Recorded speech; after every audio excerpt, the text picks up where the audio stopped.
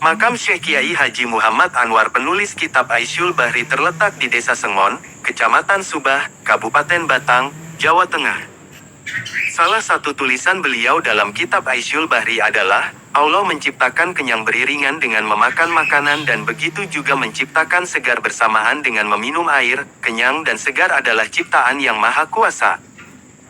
Semasa hidup, beliau bersahabat dengan Kiai Haji Syekhona Kholil, Bangkalan, Syekh Nawawi, Banten, Kiai Haji Abdul Karim, Kaliwungu dan Kiai Haji Soleh Darat, Semarang. Kedekatan tersebut dikarenakan sama-sama pernah menimba ilmu di Makkah, Arab Saudi. Al-Mukarram Kiai Haji Dimyati Rois. Beliau bercerita tentang pertemuan 5 host di Alas Roban, Kabupaten Batang. Badim bercerita kenapa Alas Roban yang dipilih sebagai tempat pertemuan 5 kiai host tersebut, karena lokasi Alas Roban berada di tengah-tengah Pulau Jawa. Kelima kiai tersebut adalah Syekhona Kholil Bangkalan, Syekh Nawawi Banten, Kiai Haji Abdul Karim Kaliwungu, Kiai Haji Soleh Darat, dan Kiai Haji Anwar Batang. Kelima kiai tersebut mempunyai hubungan kedekatan, yaitu sama-sama pernah menetap dan menimba ilmu di kota suci Makkah. 3 dari 5 kiai itu menjadi guru dari Mahaguru Kiai-Kiai Pondok Pesantren Nusantara, yaitu Hadratus Syekh Haji Hashim Asy'ari di Jombang. Ketiga kiai itu tidak lain adalah Syekh Nawawi Banten, Syekhona Kholil Bangkalan Madura, dan Kiai Solih Darat Semarang. Kelima kiai tersebut akhirnya bertemu di Alas Roban. Mereka bermusyawarah mencari jalan keluar agar rakyat Indonesia bisa terbebas dari penderitaan yang sudah 2 abad lebih dijajah. Kepada para santri, mereka bersepakat mengajarkan kedaulatan berfikir dan kesanggupan untuk berjuang melawan kezaliman. Hingga akhirnya, 5 hingga 60 tahunan kemudian, tepatnya pada 1945, doa kiai-kiai yang juga menjadi doa dari seluruh rakyat Indonesia ini terwujud. Bangsa Indonesia merdeka. Kisah pertemuan itu terjadi sekitar akhir 1800-an, dan alhamdulillah pagi hari ini saya bisa berziarah di makam Kiai Haji Anwar Batang, makam yang sangat misterius karena berada di tengah alas. Selain dikenal sebagai seorang waliullah, Kiai Haji Anwar juga seorang penulis. Salah satu kitabnya yang terkenal adalah Aisyul Bahri.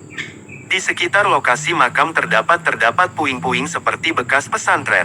Mungkin di sekitar situ jugalah pertemuan 5 kiai host tersebut.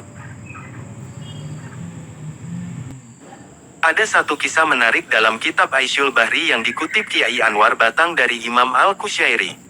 Suatu ketika, Nabi Sulaiman meminta izin kepada Allah SWT untuk menjamu seluruh hewan pada suatu hari. Nabi Sulaiman pun mengumpulkan makanan dalam rentang waktu yang lama. Lalu Allah mengirim seekor ikan kepada Nabi Sulaiman. Tak disangka dan tak terduga, makanan yang telah dikumpulkan tersebut habis dilahap oleh ikan itu. Bahkan ikan tersebut meminta tambahan makanan. Begini kira-kira percakapan yang terjadi antara Nabi Sulaiman dan ikan itu.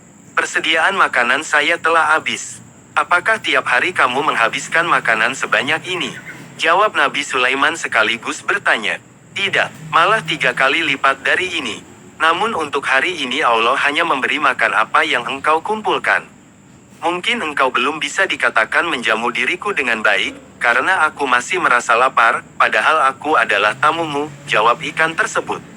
Dalam kisah di atas, tulis Kiai Anwar, ada isyarat perihal sempurnanya kekuasaan Allah dan kuatnya kerajaan serta luasnya perbendaharaannya.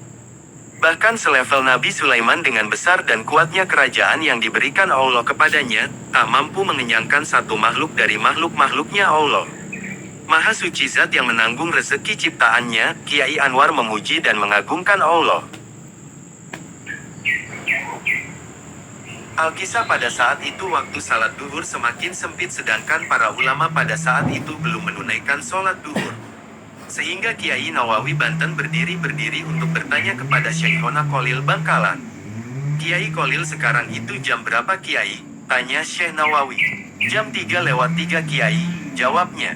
Loh kok sudah pukul 3:03, saud Syekh Nawawi sehingga akhirnya Syekh Nawawi Banten duduk lagi. Lalu Syekh Nawawi Banten meminta kepada Syekhona Kholil Bangkalan untuk keluar. Saya minta kepada Kiai Kholil Bangkalan untuk keluar ke tempat kediaman Kiai Anwar Batang di Alas Roban, tutur Syekh Nawawi. Akhirnya Syekhona Kholil Bangkalan pun keluar. Setelah keluar terjadilah perbincangan antara Syekh Nawawi dan Syekhona Kholil. Sehingga Syekh Nawawi bertanya kembali kepada Syekhona Kholil. Kiai Kholil sudah jam berapa? Baru pukul 3:03 Kiai, jawab Syekhona Kholil. Loh kok sudah pukul 3:03? Bagaimana Kiai Kholil? Sehingga Syekh Nawawi Banten berkata, salat di sini tidak bisa Kiai Kholil. Iya Kiai, saud Syekhona Kholil. Maka dari itu Syekhona Kholil terus bilang, salat di mana Kiai? Maka, jawab tegas Kiai Nawawi Banten. Maka dari itu beliau berdua saling memegang, Syekh Nawawi Al-Bantani memegang Syekhona Kholil, Syekhona Kholil juga memegang Syekh Nawawi Al-Bantani. Kemudian mereka berdua seketika itu juga langsung tiba di Makkatul Mukarramah. Setelah tiba di Makkah, Syekh Nawawi dan Syekhona Kholil langsung masuk menuju ke Masjidil Haram. Ketika masuk di Masjidil Haram mereka langsung melihat ke arah jam. Setelah melihat jarum jam ternyata baru jam 11 siang. Lalu Syekh Nawawi Banten berkata, Kiai Kholil 1 jam lagi baru masuk salat zuhur. Setelah menunaikan salat zuhur, salat asyar di jamak sekalian. Setelah salat asyar di jamak kemudian kita baru kembali lagi ke Alas Roban, tutur Syekh Nawawi Al-Bantani. Demikian kisah dua wali sakti yang mampu pergi ke Makkah dengan sekejap.